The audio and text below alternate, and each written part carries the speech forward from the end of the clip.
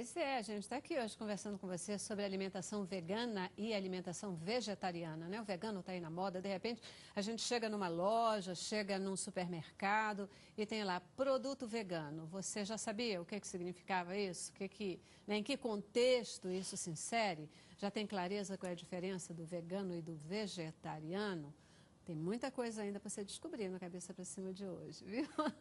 Começando por isso, o mel eu já entendi, mas e o ovo? Por que não o ovo?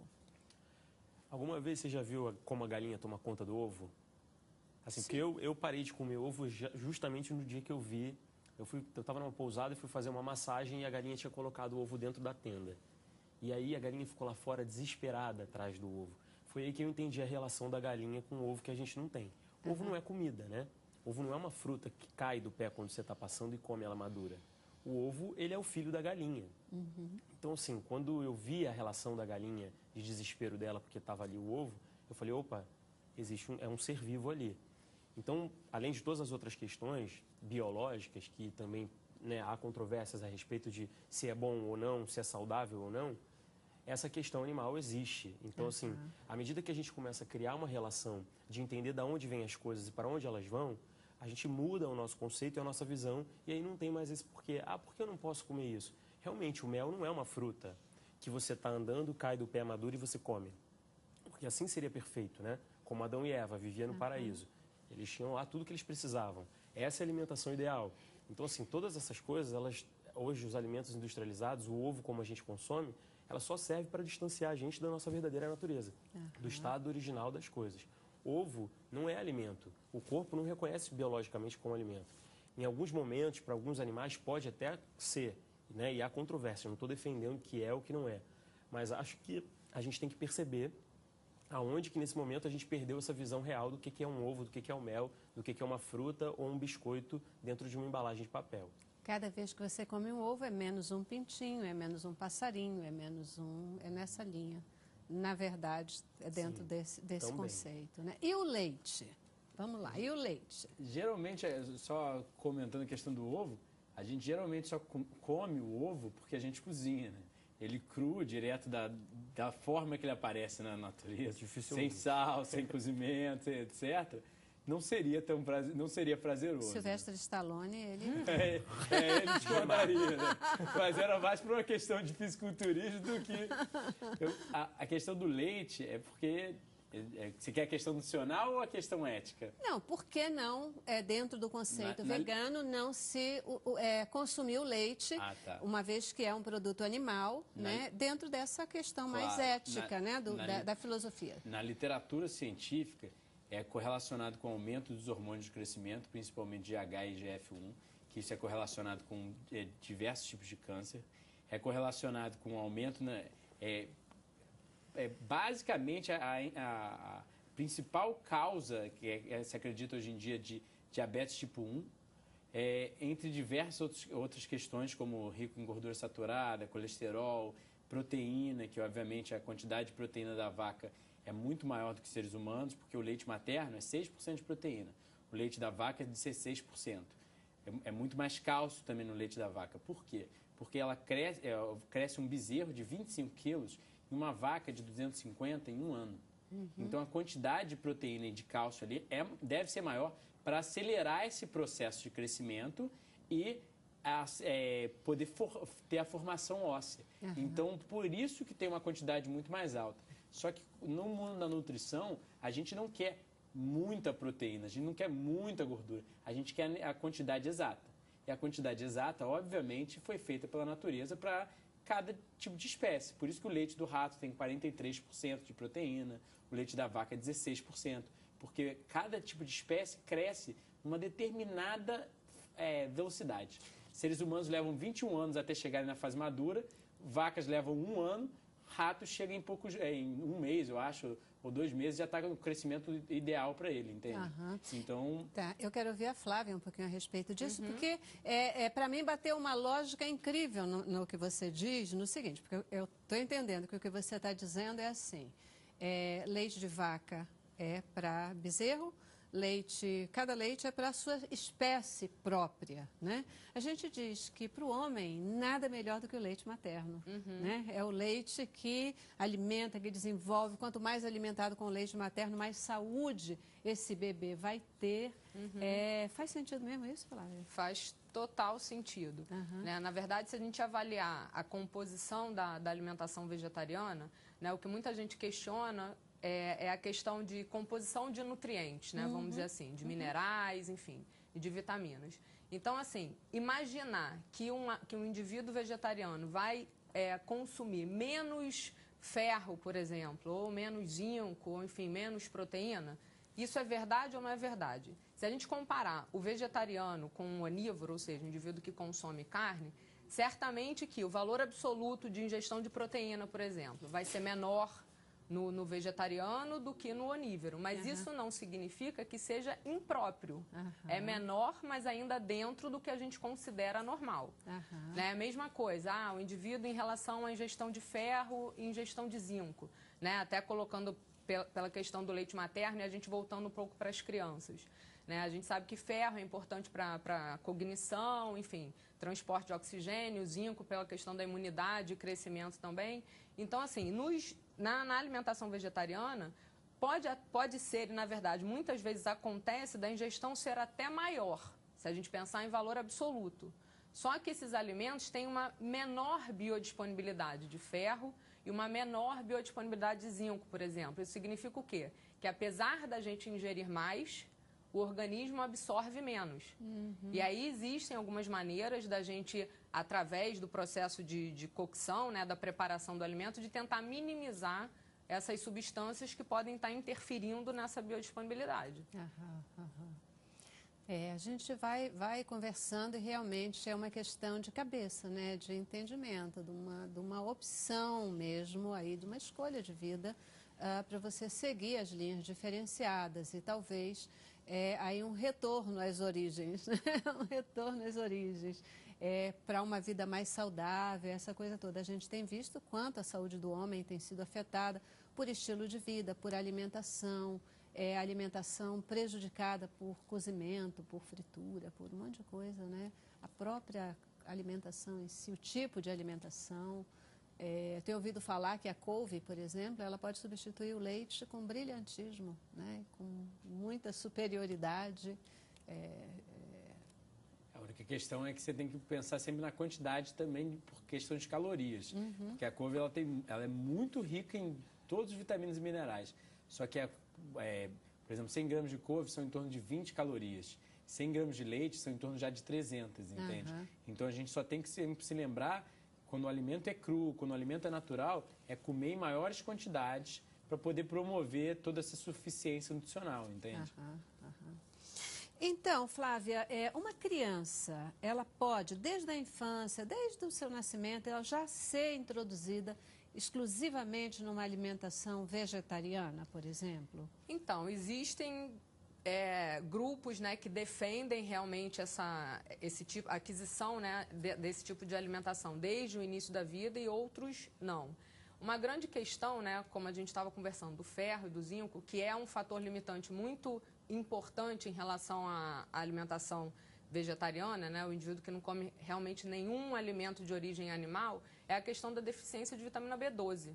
Né, porque as fontes alimentares de vitamina B12 são estritamente de fonte animal.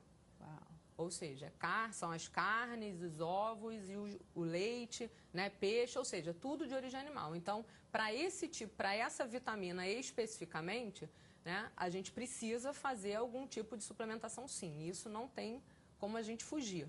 Né? Seja ela preventiva para o indivíduo adulto ou, de repente, uma criança numa idade um pouco mais avançada, e aí você faz a suplementação de forma a prevenir que a deficiência venha a aparecer, ou realmente para fim de tratamento, quando a gente já detecta a deficiência e aí você tem que entrar com uma dosagem maior.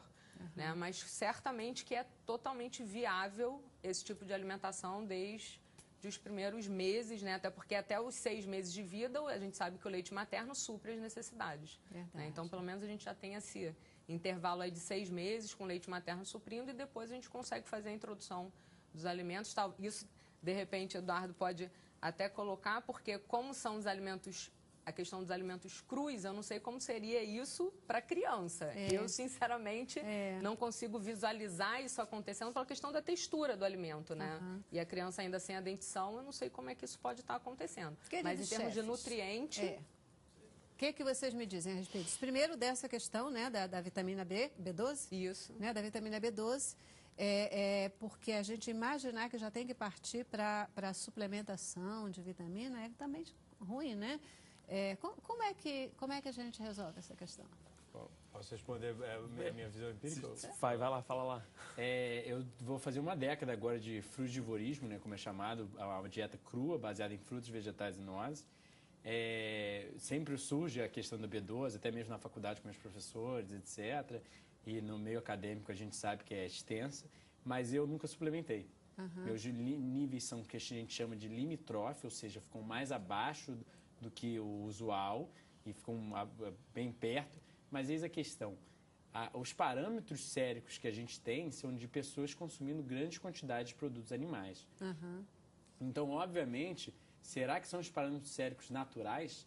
A gente sabe que, por exemplo, na China rural, eles ficaram muito impressionados, os americanos ficaram muito impressionados, porque até 1980, o parâmetro sérico de colesterol nos Estados Unidos era até 250. Eles viam 250 mgdl como limite para começar a desenvolver uma doença cardíaca.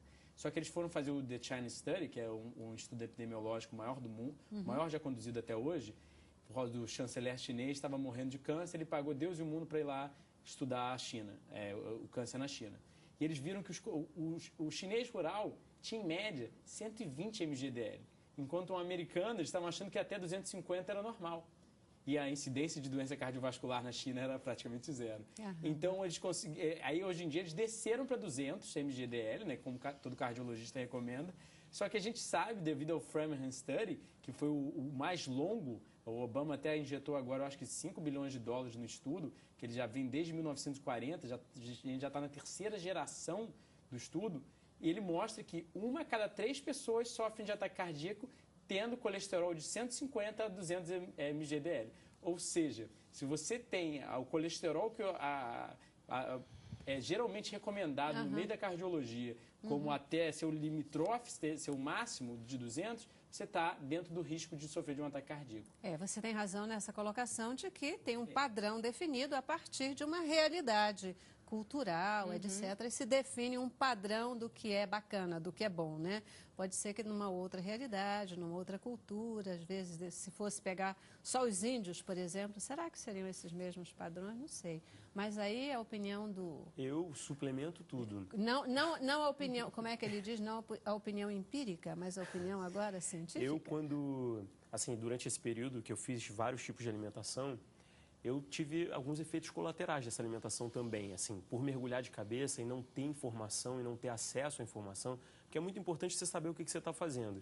E aí, assim, muito jovem, muito novo, muito empolgado, decidi aleatoriamente fazer tal coisa, e aí eu via uma outra coisa, aquilo fazia absolutamente sentido para mim, e eu ia sem muito estudar e sem me aprofundar muito, e aí sim, eu precisei. Eu tomo B12, eu tomo todo tipo de suplemento, de vitamina, eu faço tratamento ortomolecular, porque eu acredito que hoje, para essa transição, enquanto eu não vivo perfeitamente me alimentando só de frutas e vegetais crus, como isso para o meu cotidiano e para a minha rotina não funciona, eu uso suplemento. Como eu faço opções alimentares no meu dia a dia, eu não tomo leite, eu não como ovo, raramente eu como uma carne ou ovo em datas específicas. Então eu faço suplemento sim, para poder ter uma qualidade de vida. Então, assim, essa decisão minha, ela não é baseada só cientificamente, ela é baseada na minha qualidade de vida em primeiro lugar. É o que eu coloquei nesse momento. Em outro momento da vida, eu coloquei outras prioridades. Eu queria salvar o mundo, eu queria melhorar o planeta, eu queria fazer outras coisas e não estava tão preocupado com a minha qualidade de vida. Então, assim, são opções da vida que a gente faz em momentos diferentes. Então, hoje eu suplemento tudo que eu puder suplementar. Eu vou na minha médica, ela fala, ó, vamos fazer isso, vamos tomar um pouquinho aqui, um pouquinho ali. Eu também vivo esquecendo de tomar as vitaminas. Aí uma época eu tomo, outra época eu não tomo. Então, assim, estou conseguindo viver desse jeito, sabe? É engraçado porque, assim, ele está falando, né? Hoje ele suplementa, é um adulto, mas na infância também as crianças suplementam, né? Porque você vai, o médico, o pediatra, ele tem que tomar a vitamina tal, tem que tomar isso. Sim, a gente sabe que, como a gente estava falando, O leite materno é preconizado até o 6º mês de vida. Mas a gente sabe que a partir do 6º mês, por exemplo, a quantidade de ferro presente no leite, mesmo que você vá fazendo a introdução de leite, né, de outra fonte de leite, a quantidade de ferro não é o suficiente. É exatamente por isso que a criança faz a suplementação com sulfato ferroso. Então, isso acontece realmente. Uhum. E muitas vezes a questão da suplementação, eu acho que foi como ele falou, buscar a qualidade de vida em que sentido? Em avaliar se a sua alimentação ela é capaz de fornecer o que é adequado. Porque muitas vezes na nossa correria, por mais que a gente busque uma alimentação saudável, a gente não consegue atingir o que se recomenda. Então, por que não suplementar? Eu não vejo problema absolutamente nenhum nisso e acho que a questão da suplementação indevida e não orientada, aí sim é um problema. Mas a partir do momento que você tem a orientação, não tem problema nenhum. Perfeito. Já preciso de novo dar uma paradinha, vou para o intervalo e eu volto já já, mas ainda antes de ir para o intervalo, um comentário, porque o Bernardo estava falando, né, que no início ele queria mudar o mundo, estava preocupado com o planeta, estava preocupado com o urso polar, né? Essa questão toda depois tirou um pouco desse foco, passou para um foco individual, né, olhando para si mesmo, buscando qualidade de vida, essa coisa toda. Talvez a grande pergunta seja o quanto essas coisas estão dissociadas, se é possível elas estarem dissociadas, né? Porque, na verdade, quando a gente tem um foco também pessoal de ter uma melhor qualidade de vida, isso vai reverberar para o nosso entorno, vai reverberar para o planeta e vai gerar uma consciência maior e melhor de utilização daquilo que está aí no Jardim do Éden, né? E a gente poder ser mais feliz e, quem sabe, encontrar essa conexão maior. Eu acho que tem tudo a ver, né? E a gente pode até olhar para um lado ou para o outro, né? Para o planeta ou para o indivíduo, mas isso está tão ligado que não dá para a gente pensar só numa coisa. Parece que a gente pensa numa só, mas eu acho que não. Depois tu me diz se é verdade ou não, tá? Quero ouvir a tua opinião. Intervalo, voltamos já. Cabeça pra cima. Eu quero